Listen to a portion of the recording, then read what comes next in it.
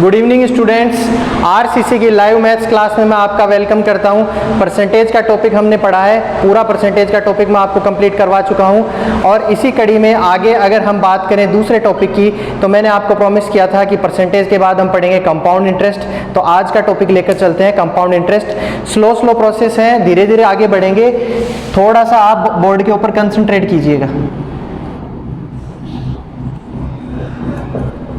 Compound interest क्या होता है? कंपाउंड इंटरेस्ट चक्रवृद्धि ब्याज।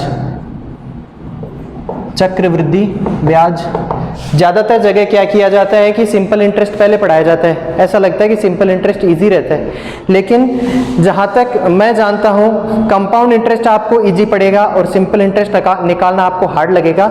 कोशिश करूँगा कि कंपाउंड इंटरेस्ट और सिंपल इंटरेस्ट को एक ही चैप्टर के अंदर ख़त्म करने की।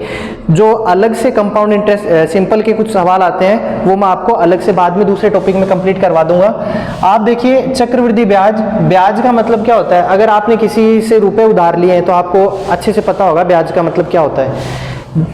इंटरेस्ट ब्याज, आपने किसी आदमी से 100 रुपए उधार लिए और वो आपको बोलता है कि भाई कितने दिनों के लिए आपको रुपए चाहिए। आप बोलोगे कि 2 साल के लिए रुपए चाहिए। तो टाइम कितना हो गया? यहाँ पे आपने प्रिंसिपल क्या लिया? 100 रुपए। टाइम आप बोल रहे हो कि भाई 2 साल बाद मैं आपका रुपया वापस चुका दूंगा। वो बोलेगा कि 2 साल बाद तू 100 ही रुपए थोड़ी देगा, उसका कुछ ब्याज भी लगेगा। ब्याज की जब बात करता है, रेट की बात करता है, दर की बात करता है, कुछ दर होती है, वो आपके कॉन्ट्रैक्ट पर डिपेंड करता है। आपने किस वादे पर अगले बंदे से जिससे आपने रुपए उधार लिए, किस वादे पर आपने रेट डिसाइड की है, उस आधार पर वो रेट कितनी भी हो सकती है, 5%, 10%। अब अगर साधारण ब्याज की बात हो और चक्रवृद्धि ब्याज की बात हो, साधारण ब्याज यानी कि सिंपल इंटरेस्ट ऐसा ही लिखेंगे इसको इस पूरे चैप्टर में। और अगर बात करें कंपाउंड इंटरेस्ट यानी कि चक्रवृद्धि ब्याज, तो दोनों में अंतर क्या होता है? सबसे पहले आपको मैं वही बताना चाहूंगा।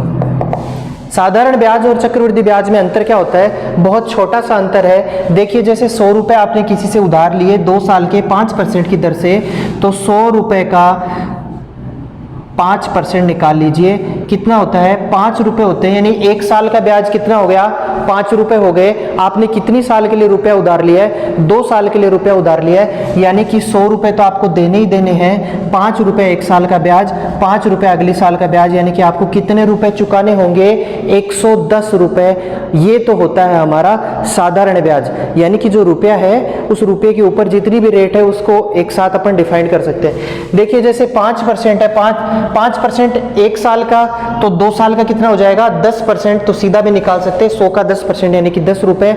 10 रुपए आपका 2 साल का ब्याज हो गया और 100 रुपए के ऊपर आपको चुकाने कितने पड़ेंगे? अगर साधारण ब्याज लगता है तो 110 रुपए। लेकिन चक्रवृद्धि ब्याज में ऐसा नहीं होता है। चक्रवृद्धि ब्याज में होगा क्या? आपने 5% की दर से पहले साल का ब्याज लगा लिया और पहले साल का ब्याज तो कितना हो गया? 5 रुपए।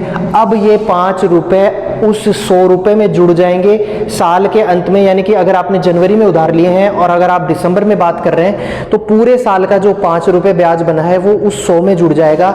और अब अगली साल इस 100 का ये 5 रुपए तो ब्याज लगेगा ही लगेगा। 100 रुपए का तो 5 रुपए ब्याज लगेगा ही लगेगा। वो जो 5 रुपए आपने और ऐड किए हैं उनका भी ब्याज लगेगा, यानी कि दूसरी साल का कितने रुपए का ब्याज लगेगा? 105 रुपए का। साधारण ब्याज में क्या हो रहा था? पहली साल का 5%, 100 रुपए का 5% यानी कि 5 रुपए ब्याज, दूसरी साल का भी 5% यानी 5 रुपए ब्याज। 100 रुपए आपने उधार लिए और 10 रुपए आपने ब्याज के चुकाए। कितने? 110 रुपए। 100 रुपए आपका मूलधन प्लस 10 रुपए आपका साधारण ब्याज, आपने वो चुका दिए। लेकिन चक्रवृद्धि ब्याज में क्या होता है? 100 रुपए तो आपको वो चुकाने ही चुकाने हैं। पहली साल का ब्याज 5 रुपए, इसके अंदर जुड़कर ये कितना हो जाता है? 105। अगली साल का ब्याज 105 का लगेगा। 105 का ब्याज हम कैसे निकालेंगे? मैं आपको हमेशा सलाह दूंगा टुकड़ों के अंदर ब्याज निकालने की। 100 का ब्याज आपने अभी निकाला था, 5 है, तो आप इसे 105 के 2 टुकड़े कर लो, 100 और 5। 100 का ब्याज कितना रहेगा? 5, और 5 का 5% अगर आप निकालना चाहो, वैसे तो निकालने की जरूरत पड़नी नहीं चाहिए, लेकिन 0.25, यानी कि आपको चुकाने कितने होंगे? आपको 105 रुपए तो ये चुकाने हैं, 5 रुपए ये चुकाने हैं और 0.25 रुपए ये चुकाने हैं। अगली साल कितने रुपए का ब्याज लगा है? 105 का, कितने हो गए? 110.25। साधारण ब्याज हमारा कितना था 110 था, चक्रवृद्धि ब्याज हमारा कितना रहेगा 110.25। ये डिफरेंस है साधारण ब्याज और चक्रवृद्धि ब्याज के अंदर। अब अगर हम बात करें सिंपल तरीके से इसको समझने की, तो मैं आपको ये बताना चाहूंगा कि आपको ये नहीं सोचना है कि ये सवाल ब्याज का है क्या। करना कैसे है, सोचना ही नहीं है आपको पहले बेसिक कुछ टर्म बताता हूं मैं, वो टर्म आपको याद रखनी है। जैसे इस पूरे चैप्टर में हम लिखेंगे पी, बार बार मूलधन प्रिंसिपल लिखने के बजाय शॉर्ट में थोड़ा जल्दी हो जाएगा हमारा काम। पी से क्या होगा हमारा मूलधन या फिर प्रिंसिपल जिसको बोलते हैं, ठीक है। फिर हम बोलेंगे ए फॉर अमाउंट, अमाउंट यानी कि मिश्रधन, मिश्रधन। मूलधन क्या होता है, जो रुपया आपने उधार लिया है उसको मूलधन बोलेंगे, और उधार रुपया लिया गया वो प्लस जो ब्याज के रुपए आपके जुड़े हैं उन दोनों को जोड़कर क्या बनेगा, मिश्रधन बनेगा। आर फॉर लिखेंगे हम रेट को, रेट यानी कि दर। SI क्या लिखेंगे हम, सिंपल इंटरेस्ट साधारण ब्याज। CI क्या लिखेंगे हम, कंपाउंड इंटरेस्ट यानी कि चक्रवृद्धि ब्याज। इसके अलावा T फॉर कितना रहेगा, टाइम रहेगा यानी कि समय रहेगा, कितने समय के लिए रुपए उधार लिए। ये बेसिक चीजें हैं, ये टर्म आपको पता होनी चाहिए। सवाल जब आगे लिखेंगे तो मैं उनको थोड़ा थोड़ा जल्दी जल्दी आपको सोल्व करवाने की कोशिश करूंगा, ठीक है। अब देखिए जब हम ब्याज पढ़ रहे हैं तो ब्याज, जब मैंने आपको प्रतिशत पढ़ाया था तब भी मैंने आपको ये चीज बताई थी कि अगर लगातार 2 वृद्धि हो रही है तो वो ब्याज बोलेंगे हम उसको, और लगातार 2 कमी हो रही है तो उसको हम डिस्काउंट बोलेंगे। सक्सेसिव अगर बात करें, सक्सेसिव अगर बात करें यानी कि क्रमिक रूप से, क्रमिक रूप से तो क्रमिक रूप से या तो होगा इंक्रीज यानी कि क्रमिक रूप से अगर किसी संख्या में वृद्धि हो रही है, और क्रमिक रूप से यदि किसी संख्या के मान में कमी हो रही है, वृद्धि या कमी। अगर वृद्धि हो रही है तो उसको हम क्या बोलेंगे, कंपाउंड इंटरेस्ट, और अगर कमी हो रही है तो उसको हम क्या बोलेंगे, डिस्काउंट। आपने सवाल पढ़ा होगा कि एक दुकानदार किसी वस्तु के ऊपर 20% और 10% के 2 लगातार छूट देता है, तो समतुल्य छूट या समतुल्य बट्टा ज्ञात कीजिए। तो वहां पर क्या हो रहा है, वो लगातार 2 छूट दे रहा है, यानी कि सक्सेसिव का मतलब हो गया क्रमिक रूप से लगातार 2 छूट दे रहा है, तो उसको हम किस में गिनेंगे, डिस्काउंट में गिनेंगे। अगर उसी तरह से उस वस्तु के मान में वृद्धि की जाए लगातार, पहले 10% फिर 10%, जैसे कि आपको ब्याज में क्या देता है, रेट देता है, तो पहले साल 10% फिर से 10%, अगर इस प्रकार से वृद्धि करता है तो उसको हम क्या बोलेंगे, कंपाउंड इंटरेस्ट। किसी भी प्रकार का कोई भी सूत्र आपको चक्रवृद्धि ब्याज का याद करने की आवश्यकता नहीं है, सिंपल सा लॉजिक है। अगर आपको परसेंटेज आता है तो आप चक्रवृद्धि ब्याज आराम से निकाल सकते हो। कैसे निकाल सकते हो, सवाल से शुरू करता हूं। देखिए ये चीज इंपॉर्टेंट है, आगे मैं आपको शॉर्ट टर्म में जब बताऊंगा तो आप ये भ्रमित ना हो जाए कि ये SI क्या लिख दिया और CI क्या लिख दिया। तो हो सके तो पेपर और पेन लेकर नोट करने की कोशिश कीजिए। अब हम बात करते हैं, देखो क्रमिक छूट की जब हमने बात की, यानी कि क्रमिक कमी की बात की, तो मैं आपको बता चुका हूं प्रतिशत के अंदर किस तरह से बट्टा निकाला जाता है। हम क्या करेंगे, यहां पर एक सवाल लेंगे, मैंने सवाल लिया, ब्याज का सवाल है, मूलधन हमको ज्ञात करना है, दर हमको दे रखी है 16 से 2/3%, और CI हमको दे रखा है 780 रुपए, और टाइम आपको दे रखा है 2 ईयर्स। अगर लैंग्वेज में इस सवाल को मैं बोलूं, होता क्या है कि बच्चों को हम इस तरह से सवाल करवाते हैं और जब एग्जाम में इस तरह से सवाल नहीं आता तो वो कंफ्यूज हो जाते हैं। लैंग्वेज में अगर इस सवाल को बनाना चाहें तो हम ये कह सकते हैं कि किसी धन का 2 वर्ष का 16 से ही 2/3% की दर से चक्रवृद्धि ब्याज 780 रुपए है, वह धन ज्ञात करें। ये एक सिंपल क्वेश्चन है, यहीं से मैं शुरुआत करूंगा। देखिए सवाल में क्या दे रखा है, किसी धन का, यानी कि कोई धन आपने उधार लिया, आपको पता नहीं आपने कितना उधार लिया, यानी कि प्रिंसिपल क्या रह गया, अननोन रह गया। फिर बात कर रहे हैं रेट की, दर की बात कर रहे हैं, यानी कि किस दर से, 16 सही 2/3% की दर से। CI दे रखा है, यानी कि कंपाउंड इंटरेस्ट दे रखा है आपको, कितना है चक्रवृद्धि ब्याज कितना है 780 रुपए, टाइम दे रखा आपको 2 इयर्स। अब देखिए यहाँ पे इसने खाली प्रिंसिपल पूछा है, लेकिन मैं आपको बताता हूँ कि अमाउंट भी इसी तरह से आप निकाल सकते हैं। अब अगर इस सवाल को हल करने की बात करें, मैंने आपको जब प्रतिशत पढ़ाया था, मैंने सीधा सा आपको बताया था कि कहीं भी आपको अगर प्रतिशत में भिन्न दिख रही है उसको साधारण भिन्न बना लो। जब इसको भिन्न में बदलेंगे, प्रतिशत में है, प्रतिशत को जब भिन्न में बदलेंगे तो पहले देखो मिश्र भिन्न है, साधारण भिन्न में आपको इसको बदलना पड़ेगा। 16 × 48 और 2 50, 50/3 क्या है प्रतिशत है। प्रतिशत हटाने के लिए क्या करते हैं 100 का भाग देते हैं, तो 50/300 हो जाएगा। और 50/300 को जब हम सोल्व करेंगे 1/6, जिन बच्चों ने परसेंटेज की क्लास देखी होगी उनको अच्छे से ये चीज आती होगी, या फिर कहीं और भी आपने पढ़ा हो तो ये अच्छे से आता होगा आपको। 16 से ही 2/3% का मतलब क्या हुआ 1/6, यानी कि कोई धन है उसका 1/6 हर साल का ब्याज लगेगा। अब देखो इस तरह का जब भी सवाल आता है तो करना क्या है, जो आपको टाइम दे रखा है उतनी बार 2 बार, कितना दे रखा है साल 2 साल दे रखे हैं, अगर 3 साल दिए होते तो 3 बार, 6 का 16 से ही 2/3% कितना होगा 1 होगा। ये कॉन्सेप्ट भी मैंने आपको परसेंटेज पढ़ाया था, बताया था कि अगर कोई संख्या इस प्रकार लिखी हुई है तो यहाँ वाली जो संख्या होती है उसका इतना % क्या होगा ऊपर वाली संख्या रहेगी। कहीं भी देख लेना, अगर आप लिखते हो 25% बराबर 1/4, तो 4 का 25% कितना होगा 1 होगा। अगर आप लिख रहे हो 20% बराबर 1/5, तो 5 का 20% कितना होगा 1 होगा। ठीक है, ये प्रतिशत में मैं आपको बता चुका हूँ। तो हमने क्या किया, हमने ये किया कि सिंपल जो हमारा प्रतिशत भिन्न थी उसको साधारण भिन्न में हमने बदल लिया। हम बात कर रहे हैं 6 रुपए की, और 6 का 16 से ही 2/3% यानी कि 1 रुपये ब्याज बनता है, तो वो 6 रुपये अगली साल कितने हो जाएंगे 7 हो जाएंगे। और उसी तरह से वो 6 रुपये अगली साल कितने हो जाएंगे 7 हो जाएंगे। हम अगर कैलकुलेशन की बात करें, 2 साल अगर यहाँ पर समय दे रखा है तो आप 2 बार कर दीजिए, और अगर 3 साल समय दे रखा है तो आप इसको कितनी बार कर सकते हैं 3 बार कर सकते हैं। क्लियर है ये बात। 6 को यहाँ पर जो संख्या लिखी हुई होती है उसको यहाँ वाली संख्या से गुणा कीजिए, 6 6 36, 7 को 7 से गुणा किया कितना आ गया 49 आ गया।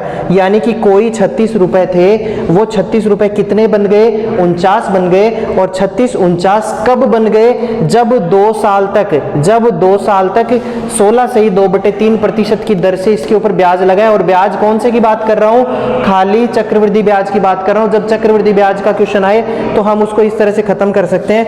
देखिए ये क्या हो गया हमारा, ये हो गया हमारा प्रिंसिपल, ये क्या हो गया हमारा, ये हो गया हमारा अमाउंट। और प्रिंसिपल और अमाउंट क्या होता है, अमाउंट ऐसा रुपया है जिसके अंदर जो रुपया आपने उधार लिया वो प्लस ब्याज। 36 रुपए में कितने रुपए जुड़ेंगे तो ब्याज हो जाएगा, अगर इसमें 13 रुपए और जुड़े हुए हों तो ये कितना हो गया 49 रुपए ब्याज हो गया। यानी कि जो CI है, यानी कि जो चक्रवृद्धि ब्याज है वो हमारा कितना है 13 रुपए। कोई 36 रुपए हमने उधार लिए और 36 रुपए में 13 रुपए का 2 साल का ब्याज जुड़ा इस दर से, और कितने बन गए 49 रुपए बन गए, यानी कि 13 रुपए हमारा ब्याज बना। अब ये तो हमारी इमेजिनरी वैल्यू है पूरी, हमने ये इमेजिन करके बनाया। हमारा आंसर आना चाहिए 13, लेकिन सवाल में क्या दे रखा है 780, यही दे रखा है। चक्रवृद्धि ब्याज कितना दे रखा है 780, यानी कि ये जो 13 यूनिट है ये कितने के बराबर है 780 के बराबर है। 1 यूनिट की वैल्यू कितनी हो जाएगी 60 हो जाएगी। क्लियर है ये बात। 13 यूनिट 780 के बराबर है, तो 1 यूनिट कितने के बराबर हो जाएगी 60 के बराबर हो जाएगी। 780/13, 1 यूनिट की वैल्यू आ गई 60। अब आपको क्या पूछ रहा है, आपको पूछ रहा है प्रिंसिपल निकालिए, आपको पूछ रहा है अमाउंट निकालिए। प्रिंसिपल आपका कितना बन रहा है 36 बन रहा है, तो 36 × 60, ये क्या हो गया आपका मूलधन हो गया। अगर आपको पूछे मिश्र धन तो 49 × 60, ये क्या हो गया आपका मिश्र धन। किसी तरह का कोई सूत्र आपको इसमें याद करने की आवश्यकता नहीं है। जब हमने बट्टा पढ़ा था, देखिए बट्टा में क्या होता है, डिस्काउंट में क्या होता है, लगातार अगर तो डिस्काउंट देता है। सेम प्रोसेस है यहाँ तक आपने सेम प्रोसेस की, उसके बाद में 6 का इतना % यानी कि इतने का डिस्काउंट। तो हम करते क्या थे, उसको हम करते थे 6 से 5 हो गया, अगली साल फिर से 6 से 5 हो गया। ठीक है, तो 36 से कितना हो जाता था वहां पर हमारा 36 से 25 हो जाता था। 11 रुपए का डिस्काउंट मिल रहा है कितने पर 36 पर, और गुणा 100 निकालकर हम बता सकते थे कि इतना समतुल्य बट्टा होगा। ठीक है।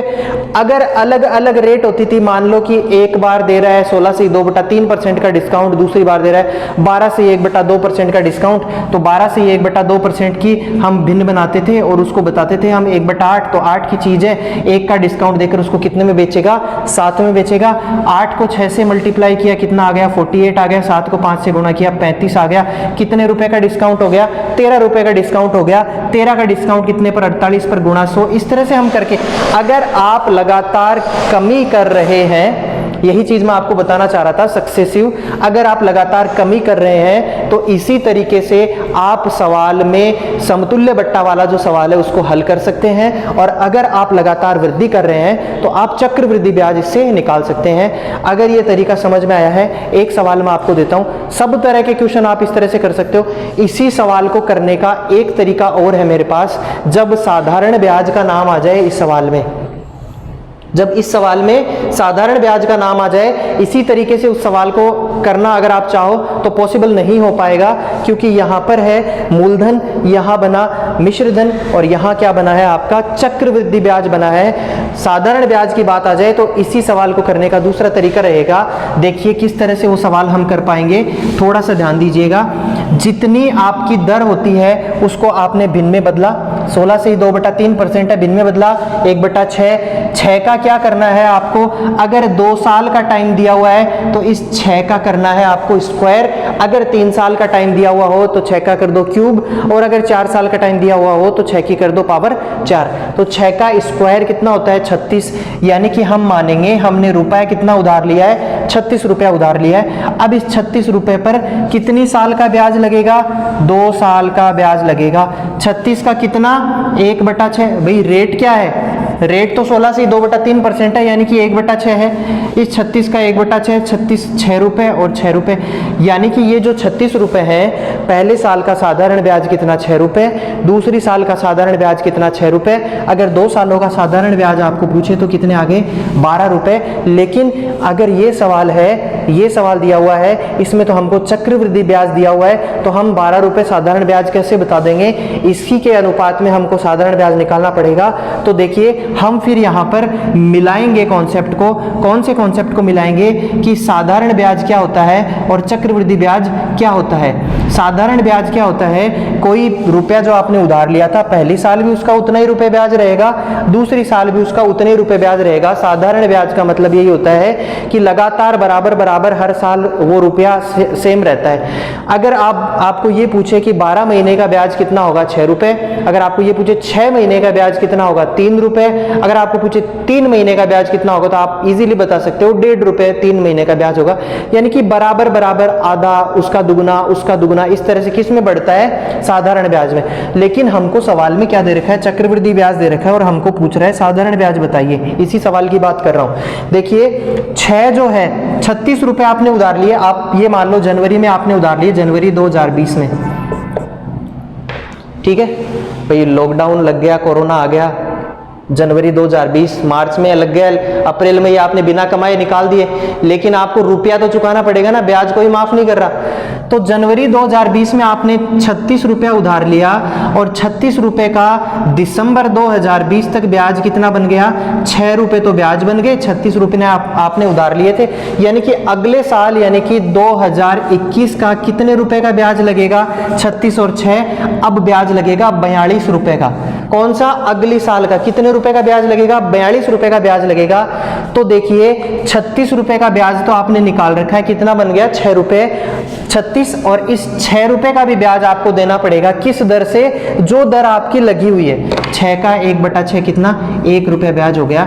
यानी कि हम क्या बता देंगे कि 6, 6, 12 और 1, 13, अगर तीनों को जोड़ दें तो ये 13 क्या हो गया, हमारा चक्रवृद्धि ब्याज हो गया। लेकिन अगर 6 और 6 इन्हीं को खाली मिलाएं तो ये क्या हो गया, हमारा साधारण ब्याज हो गया। 13 यूनिट हमारी चक्रवृद्धि ब्याज की आई है, जो कि किसके बराबर है, 780 के। 13 यूनिट की वैल्यू 780, 1 यूनिट की वैल्यू 60, तो 12 यूनिट की वैल्यू कितनी हो जाएगी, 720। 12 गुणा 60, गुणा 60 क्यों कर रहे हैं, क्योंकि जो प्रत्येक चीज हमने मानी है वो अपनी 60 गुना वृद्धि दिखा रही है सवाल के अकॉर्डिंग। समझ में आ गई ये बात। देखो कुछ सवाल करने पड़ेंगे हमको, 2-4 फॉर्मूले को भूल ही जाओगे आप, फॉर्मूले की जरूरत नहीं पड़ेगी। कितना भी चाहे आपको दर निकलवाए इस सवाल में तो दर भी आप यहाँ से निकाल सकते हो, अगर समय निकलवाए सवाल में तो समय भी आप यहाँ से निकाल सकते हैं। कुछ सवाल मैं यहाँ पर बोर्ड पर लिखने की कोशिश कर रहा हूँ, इस बार लैंग्वेज नहीं लिखूंगा, सीधा इसी तरह से हम सवाल लिखते हैं और उसको हल करने की कोशिश करते हैं। देखता हूँ देखिए आपको समझ में आ रहा है कि नहीं आ रहा। अगर साधारण ब्याज दे रहा है तो ही इसी में जाएंगे, अगर खाली चक्रवृद्धि ब्याज की बात कर रहा है तो 6 से 7, 6 से 7, उस तरीके से हम सवाल को खत्म कर सकते हैं। क्लियर है ये बात?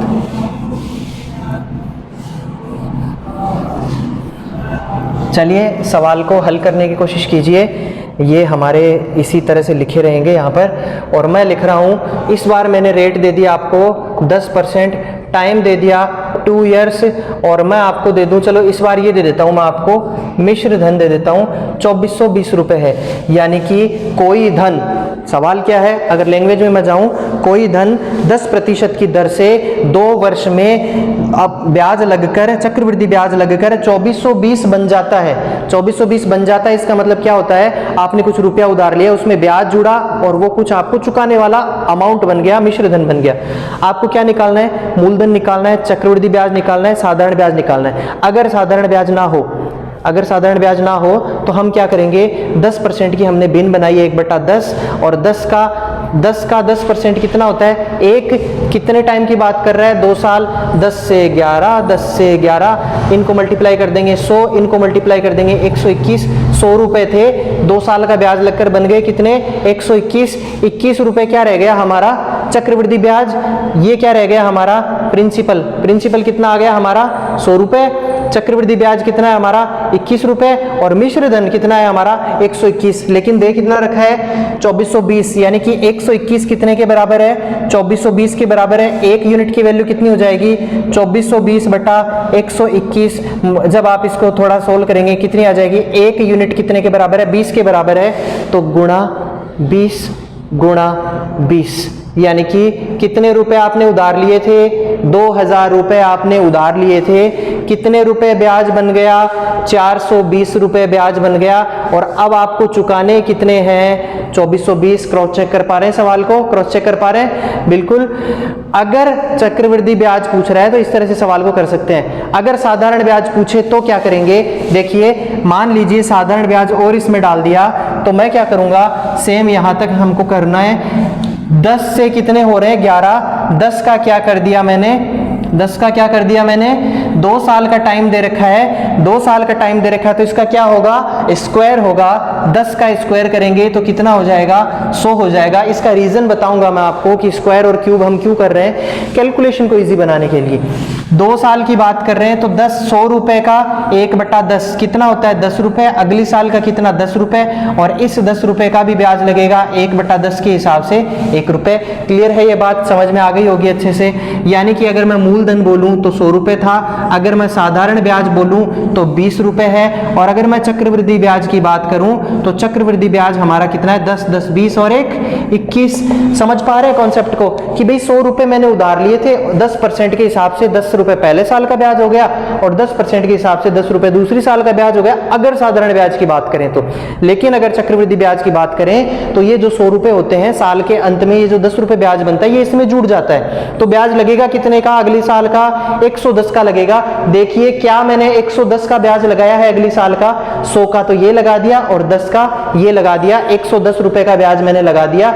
यानी कि हमारा जो सवाल है वो पूरी तरह से सोल्व हो चुका है। हमने क्या किया था, 100 रुपए उधार लिए थे, 20 रुपए का हमारा साधारण ब्याज बना, और 21 रुपए हमारा क्या बना था, चक्रवृद्धि ब्याज बना था। अगर चक्रवृद्धि ब्याज के हिसाब से देखिए तो 100 रुपए तो ये चुकाने हैं और 21 रुपए ये चुकाने हैं। हमको रुपए कितने चुकाने, 121 मिश्र धन हो गया। मिश्र धन आपको दे कितना रखा है 240, 121 यूनिट की वैल्यू 2420, 1 यूनिट की वैल्यू 20 हो गई, तो गुणा 20 गुणा 20 और गुणा 20, यानी कि साधारण ब्याज हम बता पा रहे हैं कितना बनेगा, 400 रुपए साधारण ब्याज बन जाएगा, क्योंकि 20 यूनिट हमने निकाली थी और हर यूनिट 20 के बराबर थी। और छोटा फॉर्मूला भी है मेरे पास इसका, बड़े बड़े सवाल हैं, 2 या 3 सेकंड में आप अगर ब्याज की आप क्लास ले लेते हो तो होगा क्या, आप पेपर के अंदर सबसे पहले चक्रवृद्धि ब्याज या साधारण ब्याज का सवाल ढूंढोगे और उसी को सबसे पहले सोल्व करने की कोशिश करोगे। पहले थोड़ा सा मेरे साथ बन के रहिए और सवाल को समझने की कोशिश कीजिए, ठीक है। अब सवाल समझ में आया, चक्रवृद्धि ब्याज साधारण ब्याज दोनों चीज हो गई। दूसरा सवाल लेते हैं, देखें आप कर पा रहे हो कि नहीं कर पा रहे हो। चलो होमवर्क देता हूं आपको, 1-2 सवाल है, फिर अगले टाइप का सवाल इसी में ले लेंगे। प्रिंसिपल पता करना है, रेट आपको मान लो कुछ दे रखी हो, दे दी मान लो 14/2/7% आपको रेट दे दी, और आपको दे दे कि कुछ CI माइनस SI दे दे। थोड़ा सा हार्ड क्वेश्चन हो जाएगा आपके लिए। रेट की बात कर लेता हूं मैं। रेट 1 दे दी आपको 11 से 1/9%, और रेट 2 दे दी आपको 12 से 1/2%, और CI दे दिया आपको 480 रुपये। अमाउंट आपको बताना है, और आपको बताना है CI तो दे ही रखा है, SI बताना है आपको, साधारण ब्याज कितना होगा। यानी कि कोई धन पहले वर्ष 11 से ही 1/9% की दर से, दूसरे वर्ष 12 से ही 1/2% की दर से, 2 वर्ष के अंदर, 2 दर दे रखी है, 2 वर्ष के अंदर 480 रुपये का चक्रवृद्धि ब्याज देता है, तो वह धन, मिश्र धन और साधारण ब्याज ज्ञात कीजिए। सारे इसी के अंदर खत्म करने की कोशिश करते हैं। देखो अगर साधारण ब्याज, फिर से वही बात आ गई, अगर साधारण ब्याज नहीं दे रखा हो, इसकी भिन्न बनाएंगे 1/9, इसकी भिन्न बनाएंगे 1/8, 9 का 11 से 1/9% 1 होता है, तो 9 रुपये पर 1 रुपये का ब्याज लग गया, बन गए कितने 10 रुपये। 8 पर 1 रुपये का ब्याज लग गया, बन गए कितने 9 रुपये। और अगर आप इनको गुणा कर सकें तो 90, और इधर कितने हो गए 72 रुपये थे, 90 रुपये बन गए, 18 रुपये आपका क्या हो गया चक्रवृद्धि ब्याज। मूलधन कितना 72 रुपये, और अमाउंट कितना आपका 90 रुपये। आपको सवाल में क्या दे रखा है 480 क्या दे रखा है, चक्रवृद्धि ब्याज हमारा 18 आ रहा है, 18 480 के बराबर 1 यूनिट की वैल्यू कितनी हो जाएगी 60 हो जाएगी। तो गुणा 60 कर दीजिए, आपको क्या मिल जाएगा, यहाँ पर मूलधन मिल जाएगा, गुणा 60 कर दीजिए, यहाँ पर आपको क्या मिल जाएगा मिश्र धन मिल जाएगा। क्लियर है ये बात, ये यहाँ तक दिख रहा है क्या बोर्ड, यहाँ तक दिख रहा है, ठीक है। तो ये जो तरीका था ये पहला तरीका है। अगर मैं इसी सवाल में साधारण ब्याज और जोड़ दूं, ये तरीका फेल हो जाएगा, ये काम नहीं आएगा इसमें।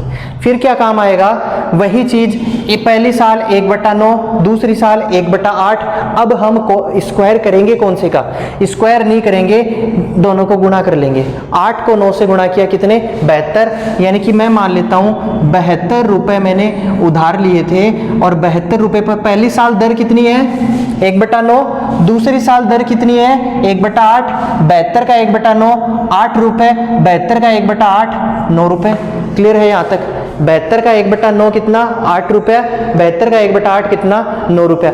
अब अगली साल जब चक्रवृद्धि ब्याज लगेगा, तो अगली साल चक्रवृद्धि ब्याज किसका लगेगा 72 और 8 80। अगली साल इससे आगे का दिखेगा नहीं, यहां तक दिखेगा 72 और 8 80 रुपए के ऊपर अगली साल ब्याज लगेगा। 72 का तो ये दे दिया, बच गए 8 रुपए, इन 8 पर अगली साल की दर से ब्याज लगेगा, यानी 1/8 के हिसाब से ब्याज लगेगा। कितना रुपया ब्याज लगेगा 8, 1/8 गुणा 8 बराबर कितना 1 रुपया। हम अगर बताएं तो हम बता सकते हैं कि प्रिंसिपल तो हमारा कितना है 72 रुपए है, और अगर हम बात करें CI दे रखा है। अगर मिश्र धन की बात करें, साधारण ब्याज की बात कर लेते हैं, 8 8 16 और 1 17 क्या हो गया हमारा 17 क्या हो गया हमारा साधारण ब्याज हो गया। और अगर चक्रवृद्धि ब्याज की बात करें तो चक्रवृद्धि ब्याज में साधारण ब्याज प्लस जो रुपया पहले लगा था उसका ब्याज कितना हो गया 18 रुपए हमारा चक्रवृद्धि ब्याज हो गया। 18 रुपए हमारा चक्रवृद्धि ब्याज हो गया। 18 यूनिट की वैल्यू 480, 1 यूनिट की वैल्यू 60, 1 यूनिट की वैल्यू 60 है तो आप सबको 60 से गुणा कर दीजिए। अगर आपको सिंपल इंटरेस्ट पूछ रहा है, सिंपल इंटरेस्ट हमारा कितना आया था 17 आया था, 17 गुणा 60 सिंपल इंटरेस्ट। CI आपको दे रखा है, अमाउंट कितना हो जाएगा, अगर आपको बोल रहा है 72 और 8 80, 80 और 9 89, 89 और 1 90, 90 गुणा 60, 90 गुणा 60। अंत में बननी वही चीज है, बस इससे आप क्या कर सकते हैं, इससे आप साधारण ब्याज को सोल्व कर सकते हैं। 3 साल का अगर दिया हुआ हो तो एक लाइन और बन जाएगी और फिर इस रुपए पर भी ब्याज लगेगा और इस पर भी ब्याज लगेगा। 3 साल का एक सवाल दूंगा मैं, पहले आप मेरे को ये बता दीजिए ये समझ में आ रहा है या नहीं आ रहा, ठीक है। अगले सवाल पर हम चलते हैं, अलग अलग टाइप के सवाल ले रहा हूं, ठीक है ना।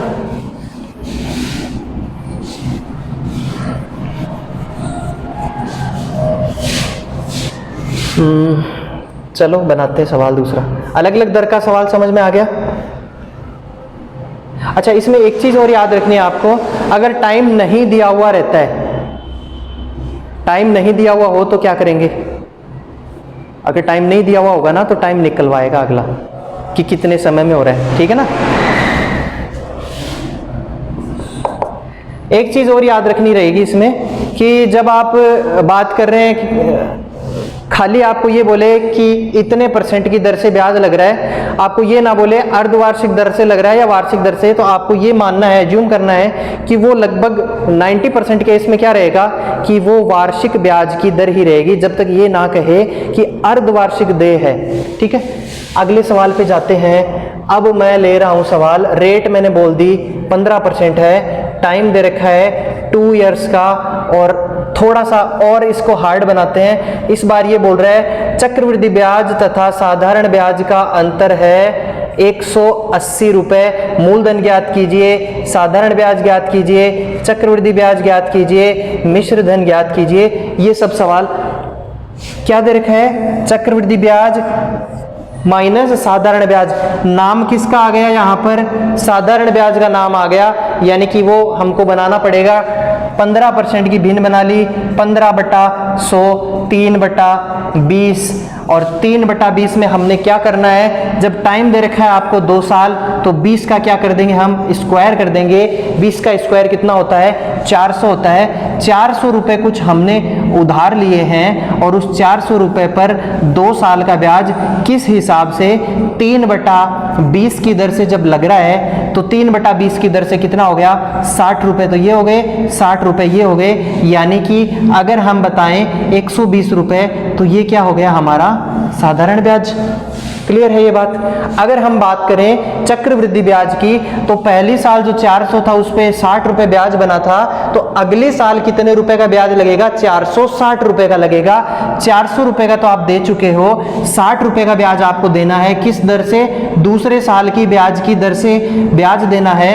तो कितना आ जाएगा, 9 रुपए। यानी कि अगर 129 की बात करें, 60 60 120 और 9 29, अगर इस पूरी संख्या की बात करें तो ये क्या हो गया हमारा चक्रवृद्धि ब्याज हो गया। आपको सवाल में क्या दे रखा है, सवाल में दे रखा है आपको चक्रवृद्धि ब्याज माइनस साधारण ब्याज।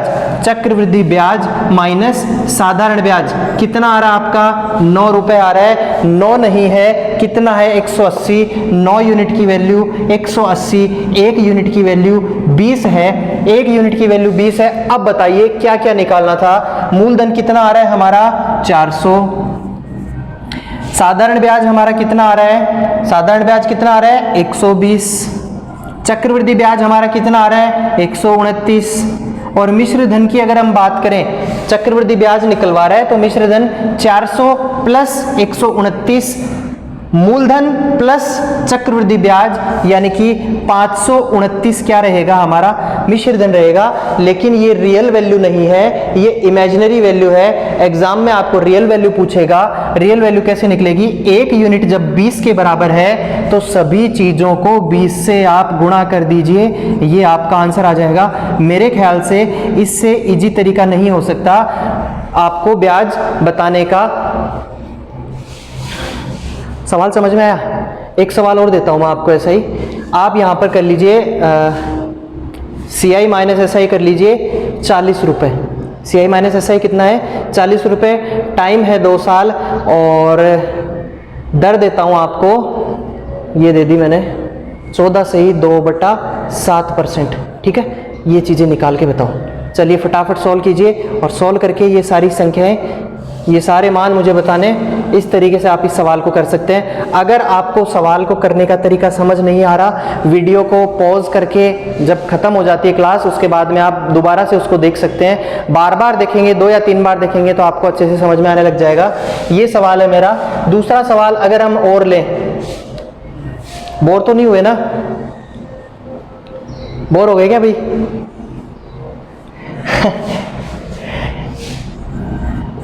चलो एक सवाल और ले लेते हैं। प्रिंसिपल आपको निकालना है, रेट आपको दी हुई है 6 से 2/3% और आपको दे रखा है दूसरे साल का, दूसरे वर्ष का चक्रवृद्धि ब्याज दे रखा है 8 रुपए।